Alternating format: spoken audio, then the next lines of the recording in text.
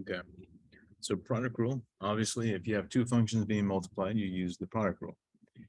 Here, you could technically multiply it all out and just do power rule on each single term. But eventually, if you have like large powers or strange functions, like let's say number 2, you can't really multiply. That's just what it is, right? 3 times e to the x times cosine x. There's nothing you can do there. So you have to do a product rule. So let's start with number 2. So example 1.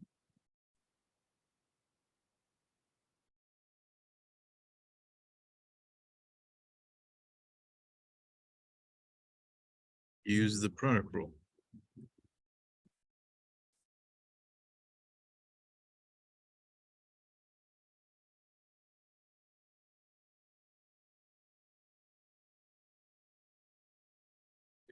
Okay.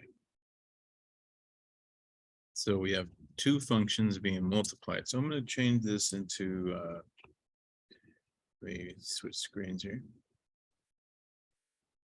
I'm going to relabel it at y of x, and because we use the f and g in the formula, so let's just change it to y equals 2, 3 times e to the x times cosine x. So this is my f, this is my g. So what I recommend is just label the f over here, and then take the derivative. The derivative of e to the x is going to be itself. The 3 doesn't do anything. That was the rule from last time. The rule of the exponential. G is going to be the cosine, and I gave you a list of formulas. Derivative of cosine is going to be negative sine. So I recommend do these derivatives over here, and then follow formula 1 for product. Okay. So the derivative of y is going to be f prime g plus g prime f, which will be 3e to the x times cosine to the x plus, right, that's f and g, f prime g plus g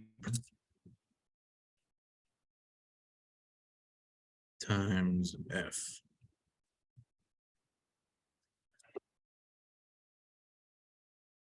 At this point, the derivative is done, so just simplify.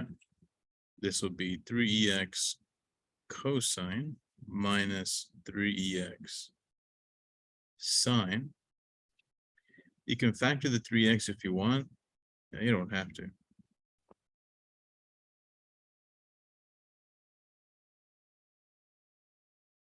But that's it. That will be your derivative. That's what they have here. Any questions on applying the product rule? See how it's kind of formulaic. So you identify the two functions and then find f prime g prime. They called the whole thing f, but I relabeled it just so we can use the formula. Okay.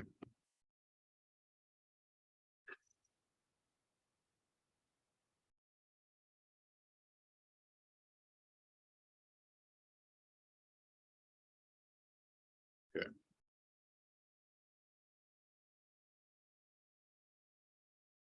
So you would do the same thing here on this question. This would be f. This would be g. Okay. And then you just do the formula again.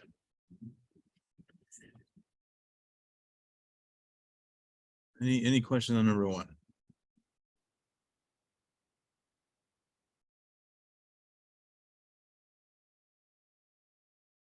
All right, let's do quotient, and then we'll start doing some harder questions.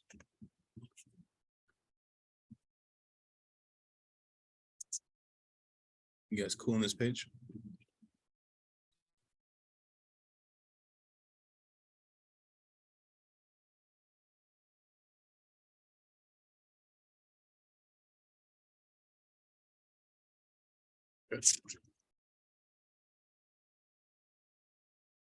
Example 2. This time we'll do use the quotient rule.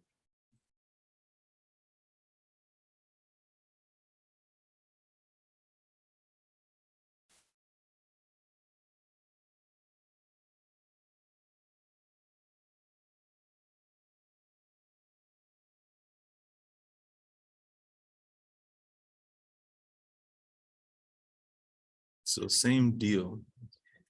I'm going to relabel this as y.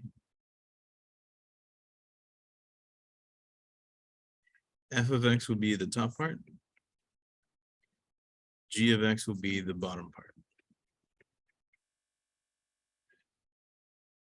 F prime will be just the 1, right? What is G prime? Let's see here.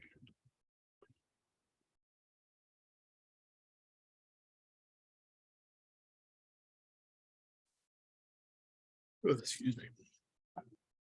I just do a power rule on this guy.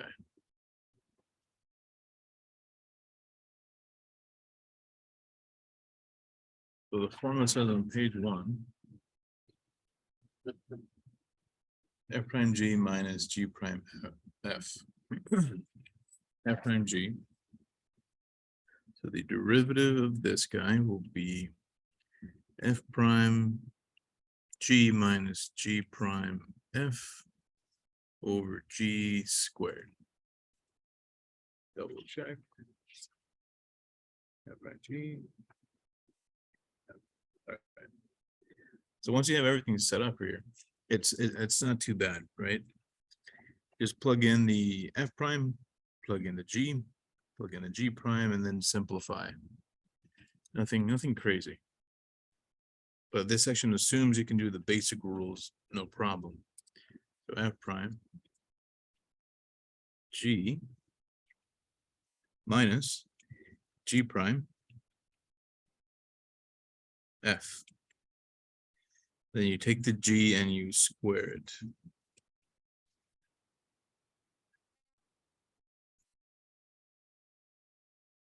So at this point, the derivative is done. So just simplify and you'll be good.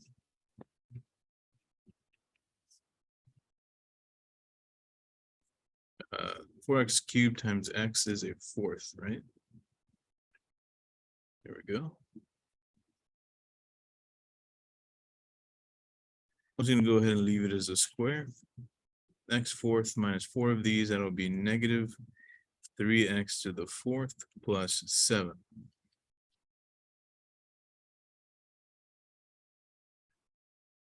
That's it. Any questions on any of these steps?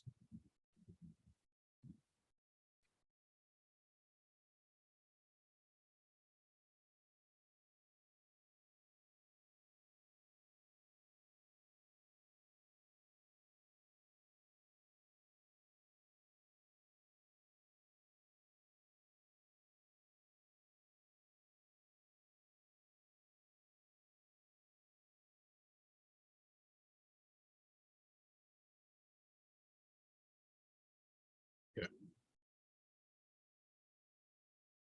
So far, not too bad, right?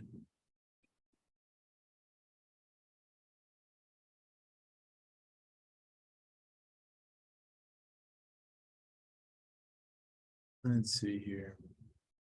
So this is the same thing, except you need to remember or know the rule for sine and e. Then you just use the formula just like before. Let's do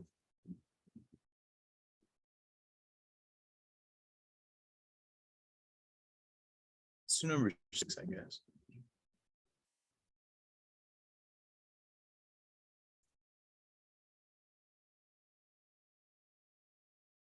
That was problem 3 here.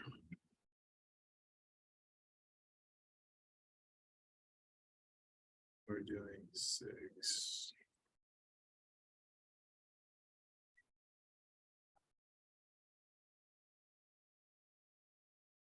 Okay.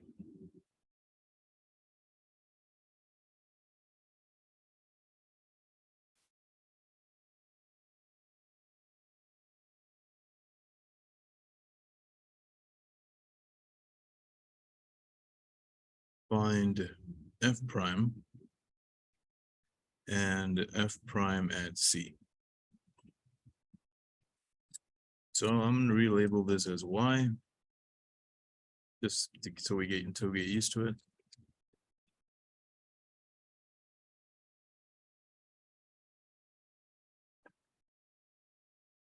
Okay, and the Y function.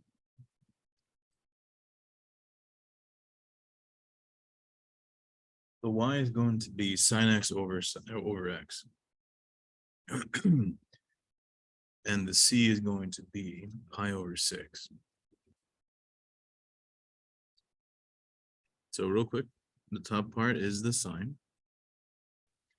The derivative of sine is cosine. The bottom is the x. Derivative of x is a 1. So y prime is equal to f prime g minus g prime f over g squared. I didn't write the f of x, it's the same thing.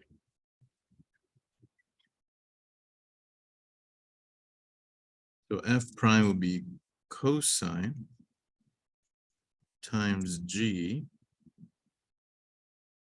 minus g prime times f over g squared. There we go. That's the derivative. Now just simplify.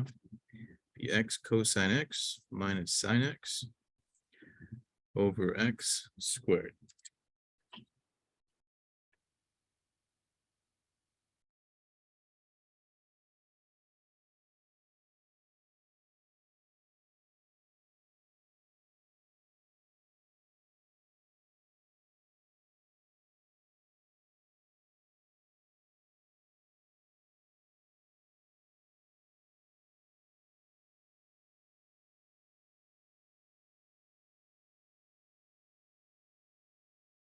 Okay, anyway, so that's the derivative.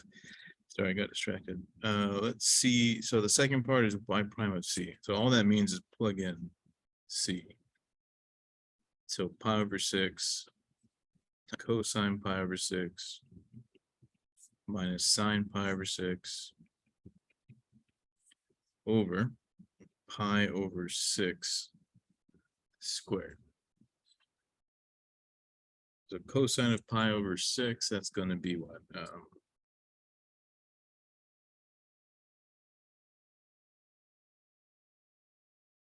Square root 3 over 2 minus 1/2 over pi squared 36. I think that's as pretty as it's going to get, really. I guess we could flip that fraction over and multiply.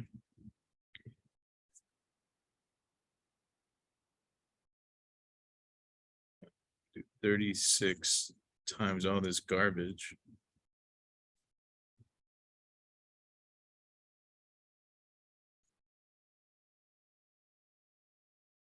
Yeah, this one we're just doing algebra. It's whatever. Multiply this be what? 6 goes into that 6 times, so that'll be 3 root 3 over 2 minus 1/2.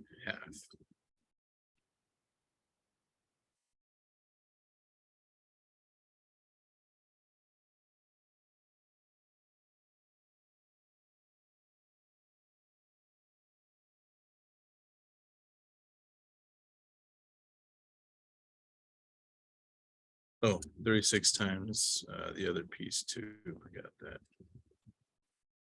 Half of 36 would be 18, right?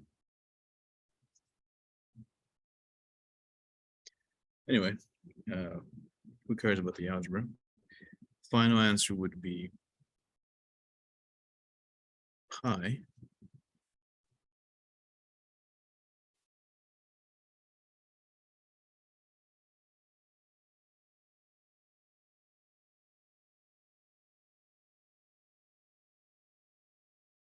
times root 3 minus 6.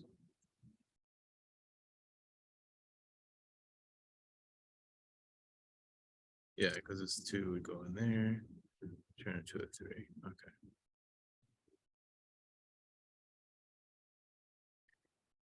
Anyway, any questions on what they're asking for? Right? Find the derivative first and then plug in the number. That's all you're doing. The number just happens to be really ugly on this example, so it didn't come out pretty. Is this okay?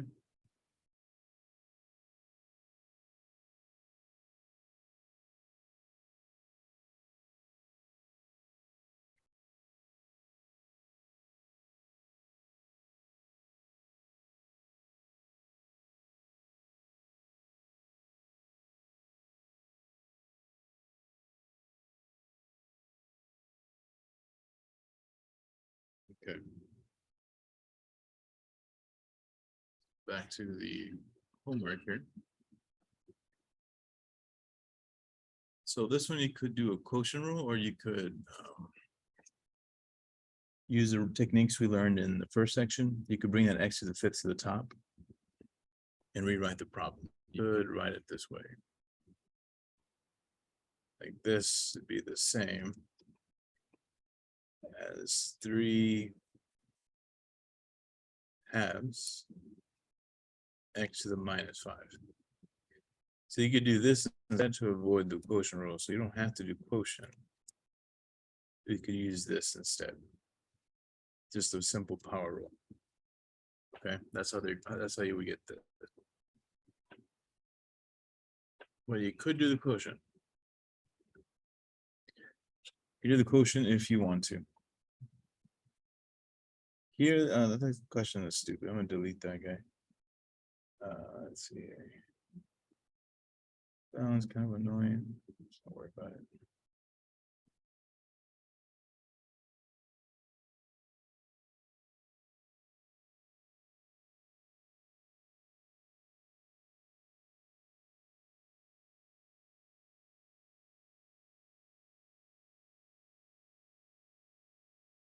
Fourteen's a little different. Let's do 14. So we've already discussed on how to find tangent lines. The only difference here is you might have to do product or quotient. So all the ideas we learned before, what does a derivative do? How you use derivatives to find equations of a tangent line, all that is the same. It's just that finding the derivative of a function will vary depending on what type of function. So if it's a fraction type like this, we'll do a quotient.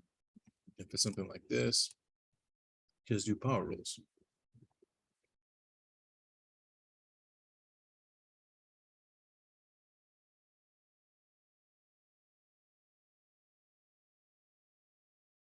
So let's go ahead and do 14, and it asks us to find where we have a horizontal tangent.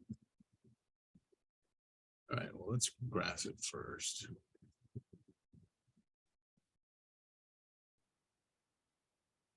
X squared over x squared. X squared over x squared plus 2 or 1? We got 2. So this has horizontal tangents right here at the bottom at 0, 0. And nowhere else. So anywhere you have a horizontal slope, that means you're going to have a right.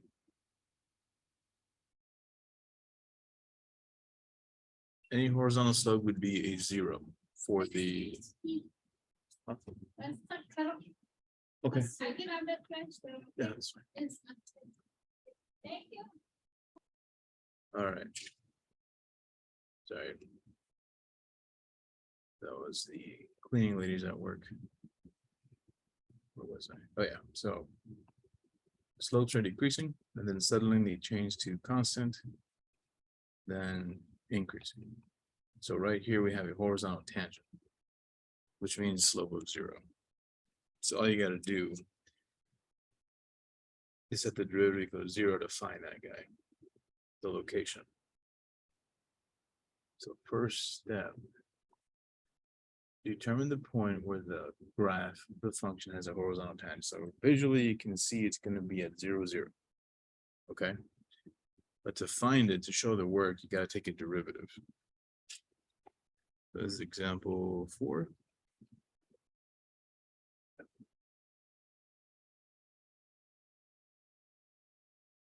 Determine the point at which the graph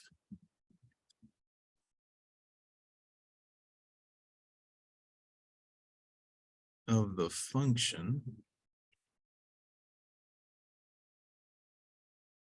has a horizontal tangent line.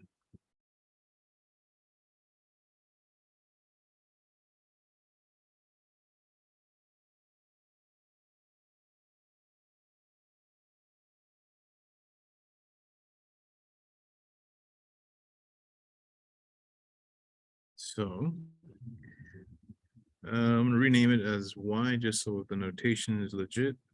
Otherwise, it's confusing. F is the top part. F prime would be the derivative, so simple 2x. G will be the bottom, the denominator. The derivative will be 2x. So the formula will be f prime g minus g prime f over g squared. So that will be 2x over x squared plus 2 minus 2x times x squared.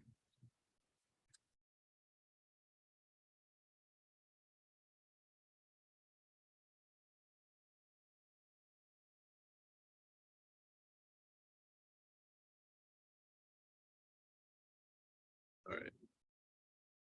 Simplify this. That'll be 2x cubed plus 4x for the first piece minus 2x cubed. So these are gone over x squared plus 2. So the derivative will be 4x over x squared plus 2 squared.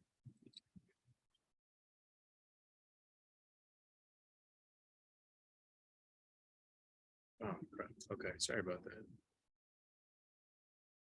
Thank you. Got distracted there. Okay, so let's go over it real quick. We are looking at that same graph and same function that I graphed. We're doing the quotient rule because it's a quotient function, rational function. F and F prime, G and G prime are right here. And I'm just plugging them in the correct spots, right? This is just algebra. They will cancel, leaving you with this. All right. Once you're here, we can start talking about the question. It says determine the point at which the function, which the graph of the function has a horizontal tangent line. That only happens when the derivative is equal to 0. So what you have to do is set the derivative equal to 0. And you can see right away, the only way this will be 0 is if the top is 0. So we can skip that work here.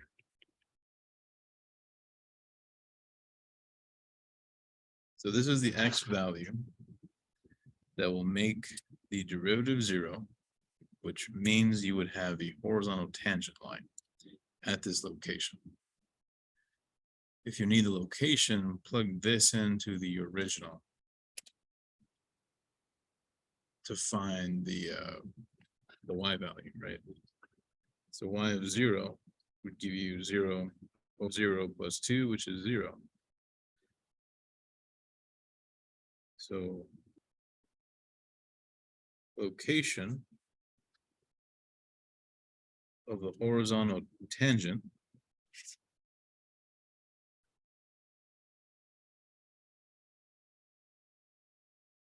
is 0, 0.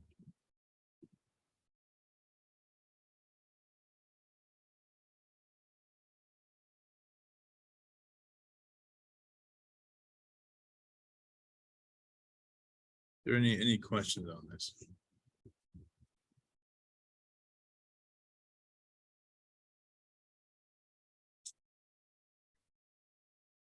See, it's the same thing over and over again, right? We just gotta make sure we understand what they're asking. Because the derivative can do a lot of different things.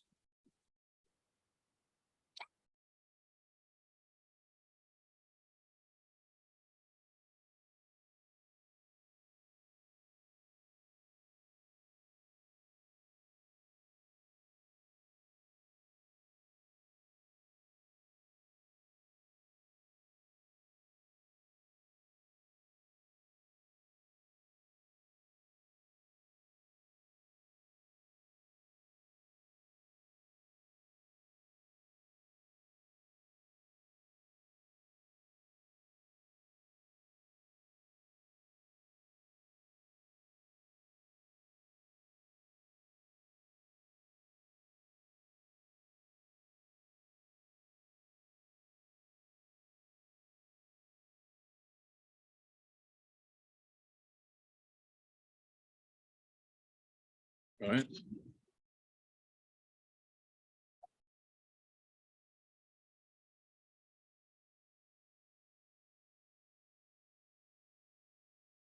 Okay.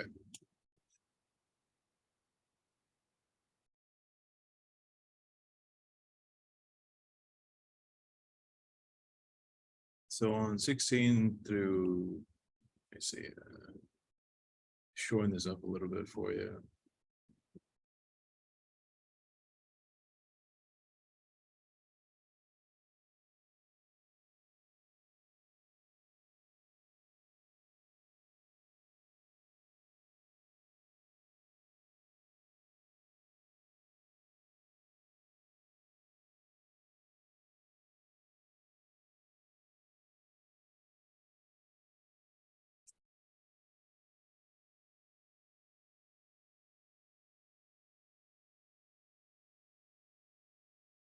So in the answer for second derivative, all they're asking for you to do is do a derivative again after you finish. Okay, so right here.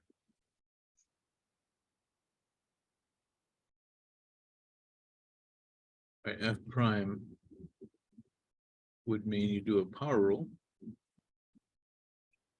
Let's make it simple first. Let's make this just a third power. If it's a third power, you would bring down the third and subtract 1, right? So it'd be 3 minus 1.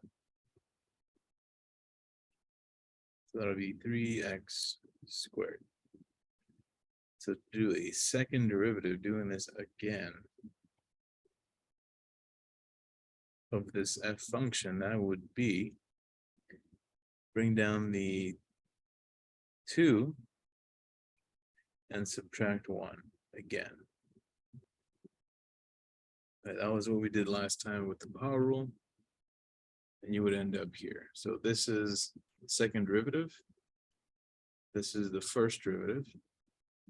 And the original is just, so I can write it here.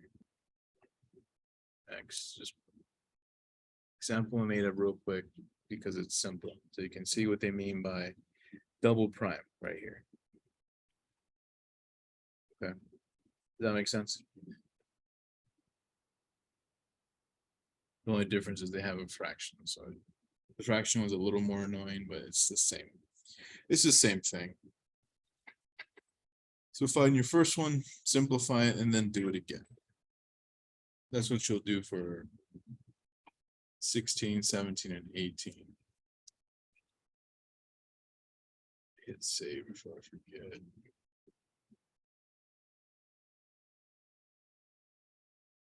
Now conceptually here, number 20. When you have a position function, if you take, when you take physics, they're going to talk about derivatives. So the first function, like a position function, so given a time, this will give you a location, right? At some time you're at some place. Now, if you take a derivative of this function, you would end up getting velocity. So the change in position over time is your velocity. Now, if you take a derivative of velocity, you end up with acceleration.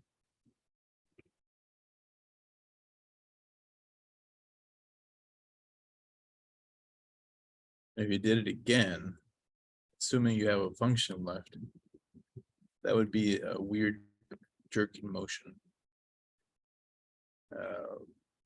In real life, trying to think of an example, I guess if you're stepping on the gas in your car and just stomping on the brake at the same time, that would be a jerk, a change in acceleration. Okay.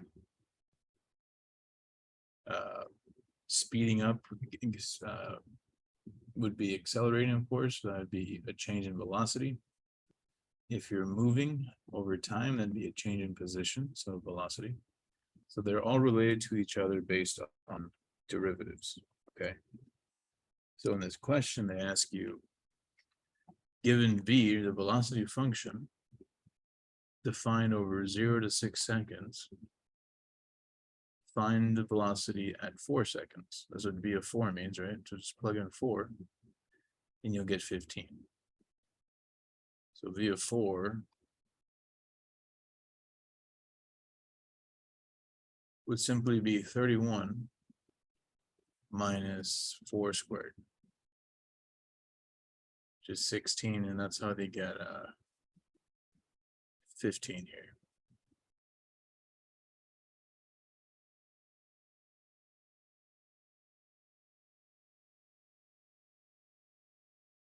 For acceleration, you would have to first find the derivative. So the derivative of velocity would be negative 2t, right? This derivative of constant was 0, so this part is gone. And then you would do a power rule on this guy. So bring down the 2, subtract 1, you would end up with this. Okay. So this is the acceleration function. So A of 4, it's a weird looking A, would be negative 2 times your 4. Be negative 8. That's where this comes from. And that's how they're related to each other. Okay.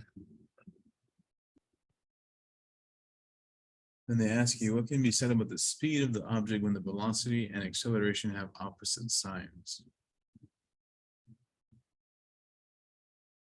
Well, if your acceleration is negative and your velocity is positive, that means you're going forward, but you're slowing down, right?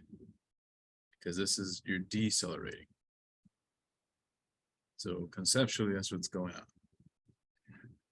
These ideas make sense. You see how derivatives can be applied to many different things. It's a very applied kind of thing. But for now, the main idea is, can you do a power rule? Can you do product and quotient? And can you become comfortable with your algebra? Because that's the main thing. If your algebra is good, then this will not be difficult. But if your algebra is that needs work, then this will be very challenging. You have to keep working on it. Anyway, that's pretty much it for 3.3. You cool with the product rule, quotient rule? Can you do multiple derivatives? And do you see how it's related to velocity and acceleration and position? Is there any questions on 3.3?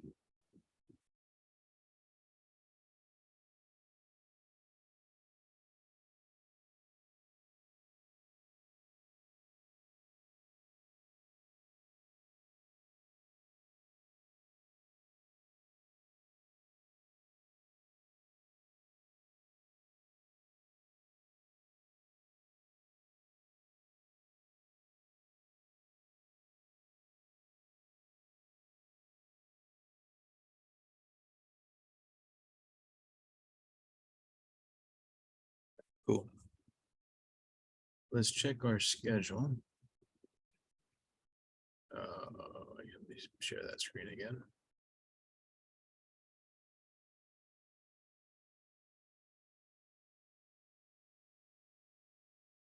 Sorry, I'm a little out of it. I'm dead tired today.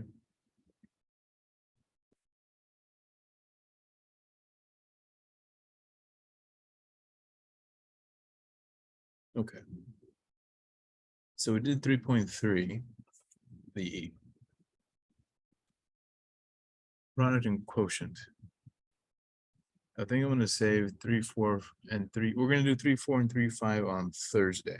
So we're gonna do these two here. Okay. That way we can be ahead and maybe chill a little bit next week. You guys have any homework questions or any issues you're having? This is the time to let me know. Guys doing okay?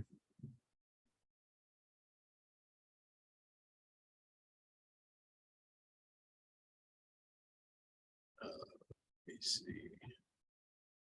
Okay. All right, if you're doing good, feel free to head out. If not, stay and we can discuss any issues or questions. Okay.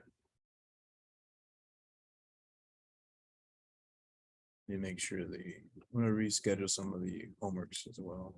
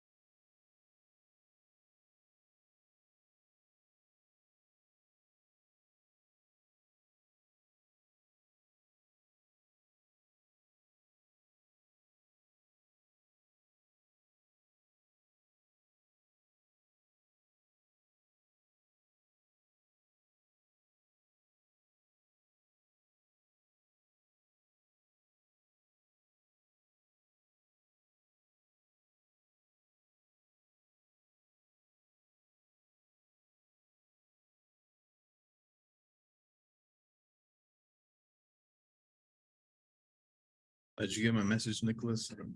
I was freezing up a bit. Yes, sir. I'm getting your messages. I'm typing right now. My sound messed up. 1 second.